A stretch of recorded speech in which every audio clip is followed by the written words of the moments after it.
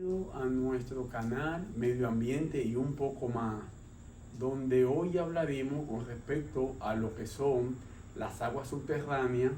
Hablaremos de sus dos formas de contaminación, tanto la sobreexplotación como la infiltración del agua y tanto la contaminación a nivel de pozo filtrante. Pero antes de hablar de las aguas subterráneas, tenemos que hablar con respecto a lo que son su origen, cómo se forma, para poder entender el proceso de sobreexplotación y de contaminación de las aguas subterráneas. Entonces, dentro de todo eso, tenemos que hablar, un ejemplo, de lo que son las lluvias. Y otro objetivo bien importante es hablar la cantidad de agua que posee el planeta Tierra. Dentro del proceso y de la cantidad de agua que el planeta Tierra conserva, del 100% del planeta Tierra, tenemos el 97.5% pertenece a los océanos. Dentro de eso nos queda el 2.5% de agua dulce, después todos los otros es agua salada.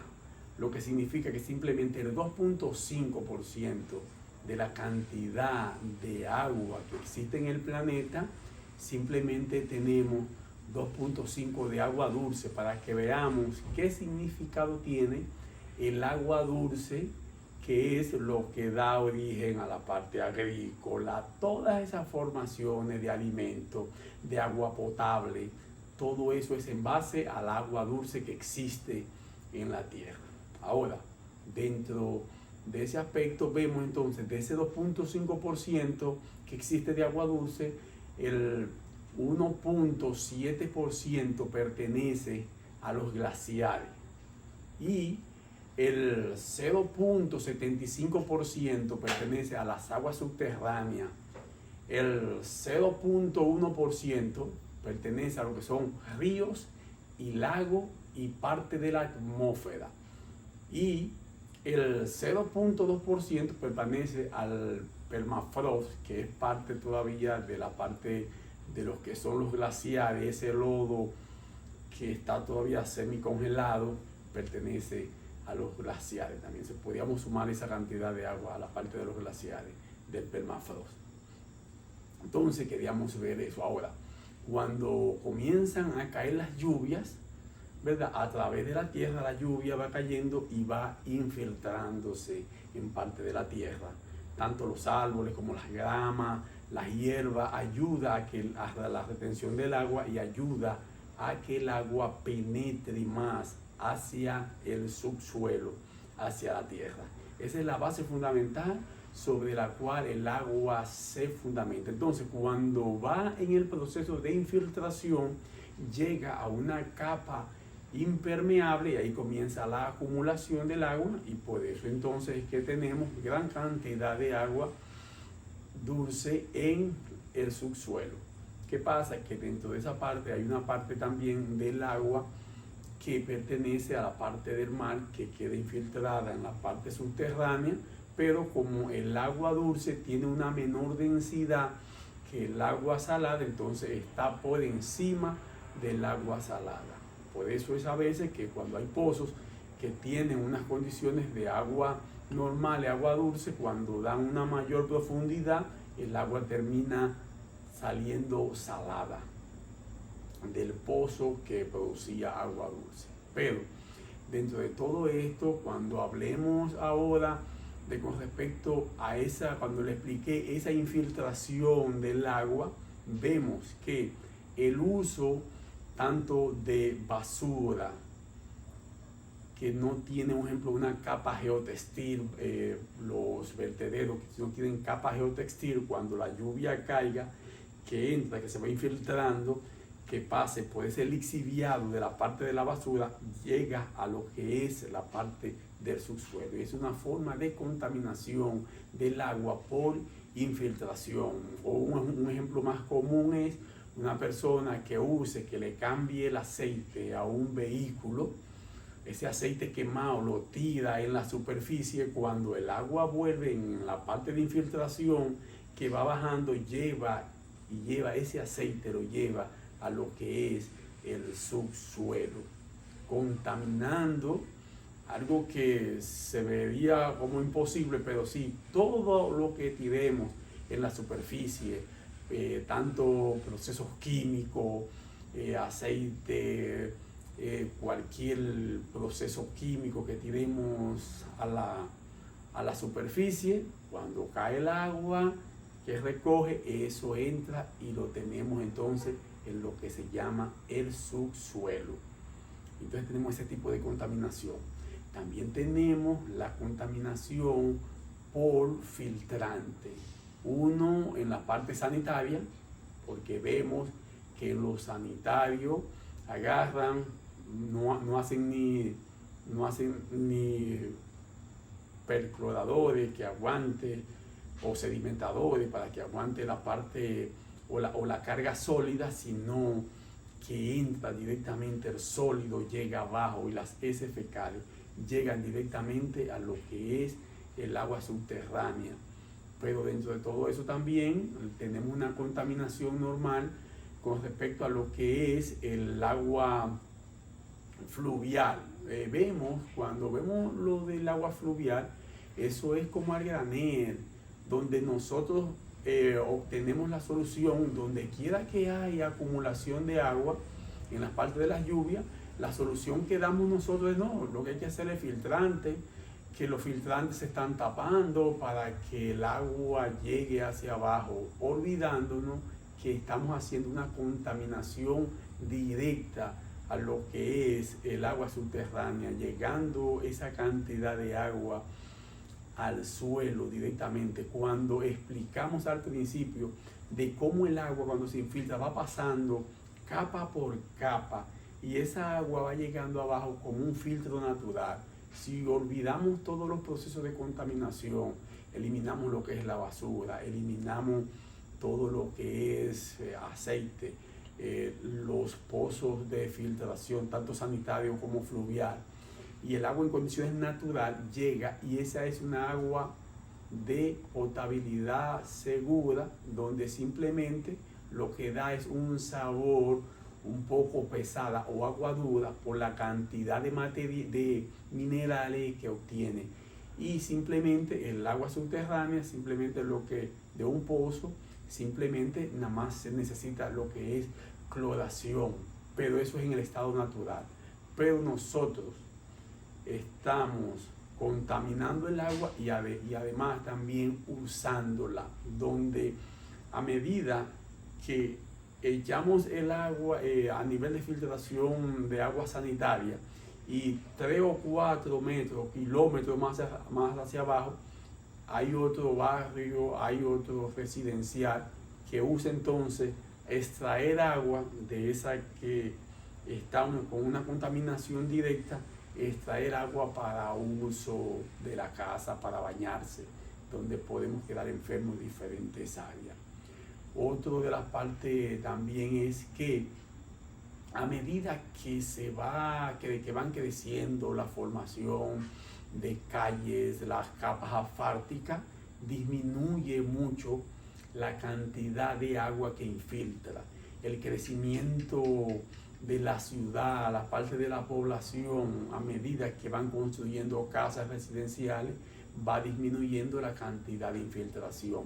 ¿Qué significa? Donde una parte de una capa que era impermeable, queda permeable, cuando la convierte en impermeable, ¿qué pasa? Se va a reducir la cantidad de agua subterránea, donde simplemente tenemos a nivel mundial el 0.75% de agua subterránea. ¿Qué implica con esta parte? Que como había una parte que era permeable, al no ser permeable, esa agua, esa escorrentía, cuando corra, se va a ir directamente a los ríos y va a terminar en lagos o en mares, donde no tiene un uso de explotación ya. Porque ya cuando llegó al mar, dejó de ser agua dulce y comienza a ser entonces agua salada. ¿Qué significa? Que un mal manejo de las aguas o una construcción sin planificación, aumentando la cantidad de parte de impermeabilidad, significa que ya no es el 0,75% que tenemos de las aguas subterráneas, sino tenemos menos porque estamos acumulando menor cantidad de infiltración. Y otra cosa también, que también estamos sobreexplotando el agua del subsuelo. Si no hay un programa de qué cantidad de agua necesitamos, irla suministrando o ir con un programa de qué cantidad de agua necesitamos, extraer más aguas superficiales de los ríos en formación de acueductos, y no tanto para la agricultura como el uso de la potabilidad o el uso de las casas, tanto baño como en las áreas de las cocinas. Si no bajamos el uso también vamos a tener una reducción. Entonces tenemos reducción, y el agua subterránea es un recurso no renovable. Cuando hablamos de no renovable es cuando el uso de la sobreexplotación sobrepasa la cantidad de reposición del agua subterránea dulce.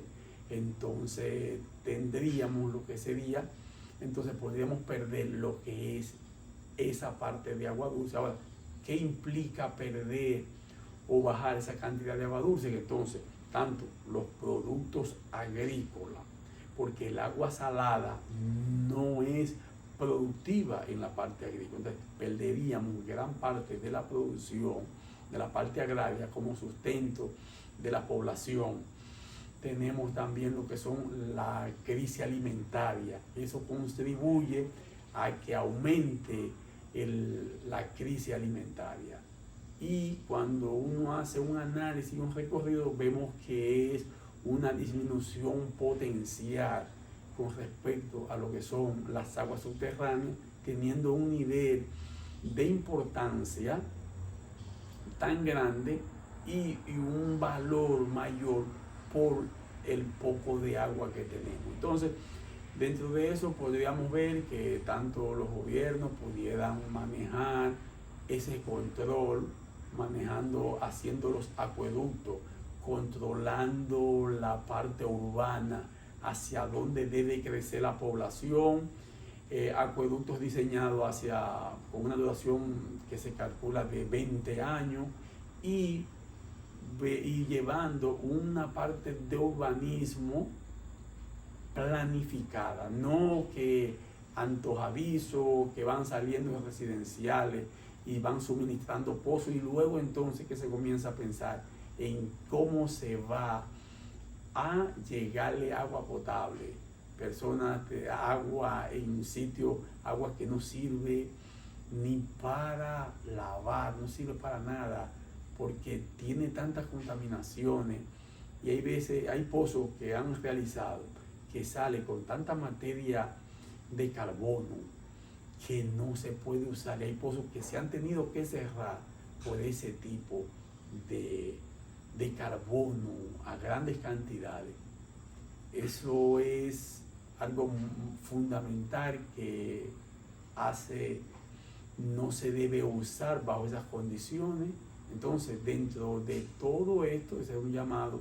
También se puede controlar con respecto a lo que son los talleres improvisados en las calles, que ese aceite llega directamente a lo que son el subsuelo. Entonces, organizar esa parte. Creo que el Ministerio de Medio Ambiente puede regular esa parte, esos permisos para el manejo tanto de esos aceites. Cuando hablo de los aceites es que eso son parte de lo más común y lo más concurrente que uno observa en la calle, cuando uno observa talleres improvisados.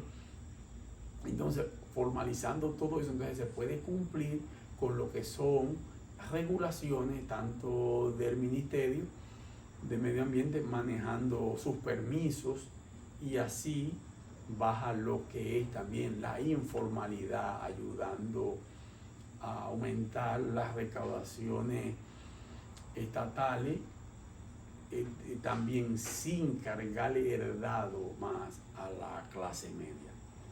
Entonces, con esta parte queríamos decir que la parte fundamental y la importancia de las aguas subterráneas, la cantidad que hay es muy poca, o habría que ir pensando entonces en potabilizar el agua de los mares para luego entonces tener bastante agua suficiente, porque tenemos el 97.5% de la cantidad de agua son de los océanos. Entonces ver construcciones donde tendríamos grandes inversiones.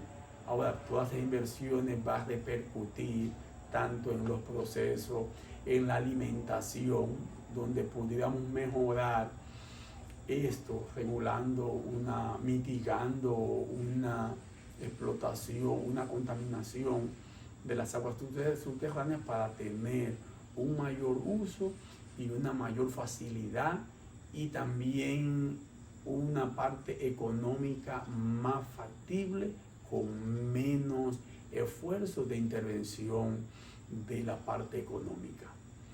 Entonces eso era lo que queríamos expresar antes de terminar de lo que son las aguas subterráneas y su importancia.